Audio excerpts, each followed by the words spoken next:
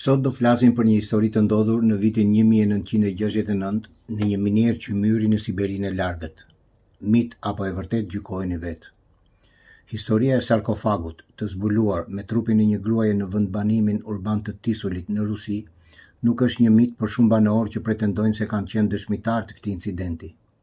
Shumë objekte misterioze janë gjetur tashmë në minierat e qymyrit, por i ashtu quajturi zbulim i princeshës Tisul në vitin 1969 në rajonin e Kemerovës të Rusisë është sa i çuditshëm dhe i diskutueshëm. Sipas dëshmitarëve okular, disa artikuj gazetash dhe disa investigimeve sekrete, një sarkofag i mbushur me një lëng misterios roz u nxorr nga minatorët e qymyrit në fshatin Ravshik të rrethit Tisulski të rajonit Kemerovës. Brenda sarkofagut ishte kufoma e paprekur e një gruaje të bukur me tipare europiane me një fustan të bardhë transparent me material të panjohur. Arkivoli misterios prej guri ishte varrosur 70 metra thellë brenda një shtrese 20 metra qymyri të paprekur. Minatori Aleksandr Karnahukov gjeti këtë sarkofag të madh mermeri me zbukurime të përpunuara. Minatorët, duke menduar se kishin gjetur një thesar, vendosën të hapnin objektin e gjetur. Kur arkivoli u hap, një mas rreth skajeve u prish dhe doli një lëng i çuditshëm. Ajo që ndodhi mbas hapjes është një nga misteret e mëdha të arkeologjisë. Teksa hoqën mermerin, minatorët pan një sarkofag të madh metalik që lëshonte një dritë të çuditshme. Ai ishte 2 metra i gjatë, 1 metër i gjerë dhe nuk kishte nyje apo ngjitje të dukshme. Brenda ishte trupi një gruaje të mbuluar nga një sirrëshirë e ngrirë që filloi të shkrihet ndoshta në ndikimin e ngrohtësisë. Të pranishmit mbetën të shokuar nga ajo që pan. Sarkofagu ishte i mbushur plot me një lëng me ngjyrë roz dhe brenda ndodhej një gruaje jashtëzakonisht e bukur me sy të hapur, blu dhe dukej si e gjallë. Sipas dëshmitarëve ishte rreth 180 cm i gjatë, dukej në moshë rreth 25 deri 30 vjeçare, me fytyrë me tipare europiane, e rrethuar nga flokë të bukur. Duart e bukura dhe të gjata, me thonjë të prerë bukur, shtriheshin gjatë trupit të saj. Ishte e veshur me një fustan të bardhë transparent me mëngë të shkurtra i qëndisur që i arrinte poshtë gjunjëve. Nuk ishte veshur të brendshme. Te koka ishte vendosur një kuti misterioze e zezë metalike e gjatë rreth 25 cm, e rrumbullakosur në një skaj që të kujtonte telefonat modern celular. Ishte lisho pa butona. Njëri prej minatorëve fut gishtat në lëngun roz dhe e provon. Mbas një jave ka probleme psikologjike dhe rrëzohet para shtëpisë dhe vdes. Minatorët nuk mundën ta vendosin në një vend të sigurt gjetjen dhe i gjithë fshati erdhi ta shikonte. Tregimet e njerëzve mbi këtë mrekulli u shpërndan me shpejtësi. Të nesëmen, kur zbulimi u raportua në qendrën e qarkut, komandanti i zonës Aleksandr Masalygin urdhëroi pezullimin e punës dhe zjarfiksit, ushtria dhe policia mbritën në një numër të madh. Të pranishmëve i urdhërua menjëherë të shpërndaheshin dhe vendi i gjetjes u konsiderua i infektuar. Një helikopter fluturoi mbi zonë dhe solli një duzinë civilës, të cilët e shpallën menjëherë vendin të infektuar dhe urdhëruan të pranishmit të largoheshin nga arkivoli. Autoritetet vulosën sarkofagun dhe vendosën në izolim çdo që e kishte prekur. Në vendngjarje u mblodhen të gjitha provat e nevojshme dhe me urdhër të autoriteteve, arkivoli u hoq me helikopter. Ai u dërgua në Novosibirsk për analiza së bashku me lëngun roz. Por pak kohë më vonë, persona civil u kthyen në fshat dhe kontrolluan imtësisht të gjitha godinat dhe sekuestruan çdo gjë që mund të kishte lidhje të ndyshimt, qoftë edhe të largët me ngjarjen. Sipas një profesori të pa identifikuar nga Novosibirsk, mosha e varrimit është të paktën 800 milion vjet, gjë që vjen në dyshim gjithë historinë e njerëzimit. Gruaja e supozuar në arkivol është varrosur në periudhën karbonifere të epokës paleozoike, miliona vjet përpara se të çfaqeshin dinosaurët. Shkenca thotë se zvaranikët u shfaqën në tokë 240 milion vjet më parë. Teorikisht, në atë kohë nuk duhet të ketë ekzistuar as karboni. Burime jo zyrtare nga laboratori thanë se lëkura e gruas, përpara se të bëjë e zezë, kishte një konsistencë të ndryshme nga çdo mbetje njerëzore e njohur. Studiuesit që ekzaminuan dhe analizuan pëlhurën e përdorur për të bërë fustanin, Udhëtuan sepse nuk ishin në gjendje të përcaktonin natyrën dhe moshën e tij. Ata arritën në përfundimin se teknologjia e përdorur për të bërë pëlhurën është e panjohur sot dhe se ajo ishte shumë më e avancuar se teknologjia aktuale.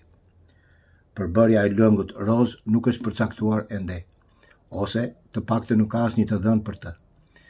Kërkuesit nuk i kanë gjetur akoma një përgjigje pyetjes nëse bukuroshja e fjetur e Tisulu është një aliene, një udhëtuese në kohë apo përfaqësuese një civilizimi që banonte planetin ton gjatë asaj periudhe. Sipas disa studiuesve, gruaja e gjetur nuk ishte një njeri, por një person i ngjashëm me njeriun, me ADN të dallueshme, grupin e gjakut dhe aktivitetin e trurit. Studiuesit gjithashtu kanë pohuar se princesha Tisul mund të ketë qenë një aliene dhe mund të ketë zotëruar disa aftësi paranormale duke përfshirë telepatin, telekinezën. Nga ana tjetër, princesha Tisul thuhet se është një shaman nga një qytetërim i humbur siberian dhe thuhet se është e lidhur me magjinë dhe spiritualitetin e lashtë dhe se ndikon fuqishëm në konfliktet kozmike. Studiues të tjerë pohuan se ajo ishte një aliene për shkak të anomalime dhe dallimeve të saj në disa tipare që nuk janë të zakonshme te njerëzit. Thuhet se kishte 6 gishta dhe një tatuazh në formë ylli në krahëror. Disa mendojnë se kufoma e princesës Tisul ishte ruajtur për ta mbrojtur nga armiqt dhe e fshehur në minierën e qymyrit. Princesha e zhytur në lëngu roz, i cili besohet se ka veti antiplake dhe rigjeneruese. Metoda e ruajtjes ilustronte qartë arsyet për këtë. Historia e princesës Tisul mbetet një mister për shkencëtarët dhe studiuesit.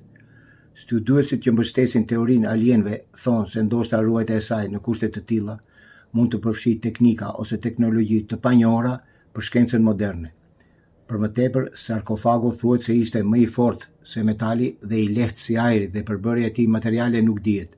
Ekziston mundësia që ai të jetë bërë nga një material i avancuar nga një planet tjetër. Lëngu roz brenda sarkofagut, i cili thuhet se ka veti rigjeneruese, e përforcon këtë mendim.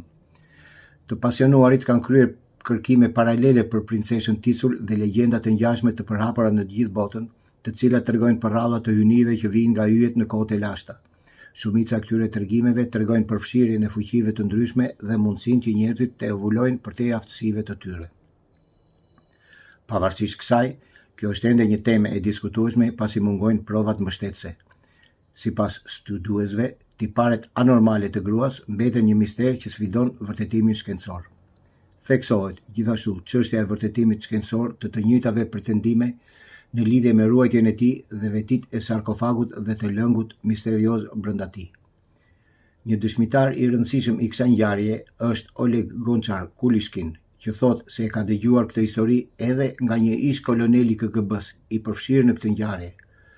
Për këtë ai është intervistuar edhe në televizor.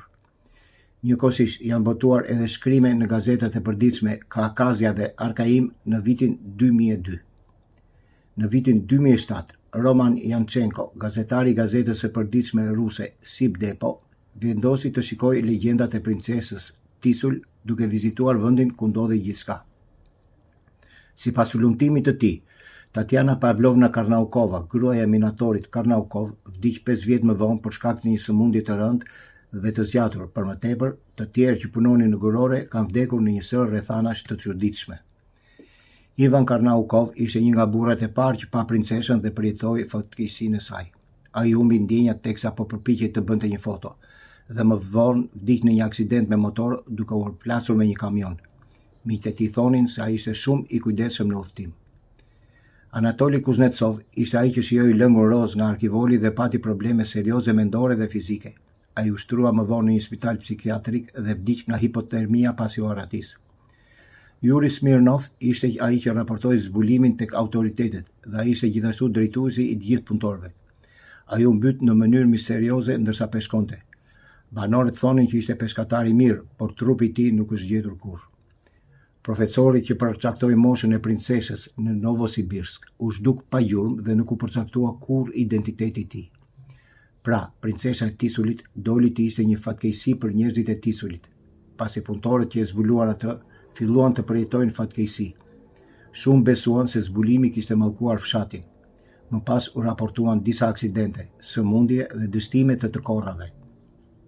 Përveç këtyre fatkeqësive, në rajon ndodhen edhe disa ngjarje të tjera duke përfshirë pamjet e papritura të UFO-ve dhe aktivitete paranormale. U përhapën edhe thashetheme për baza të fshehta ushtarake të nëndeshme të lidhura me princeshën Tisull. Sot nuk ka asnjë zë zyrtar që flet për këtë ngjarje dhe princeshën Tisull. Miniera u mbyll përfundimisht në vitin 1973 dhe tani zona është e mbuluar nga pyje të dëndur. Një pllak përkujtimore është vendosur në vendin ku pretendohet se është gjetur princesha Tisull. Miq, çfarë mendoni për këtë histori?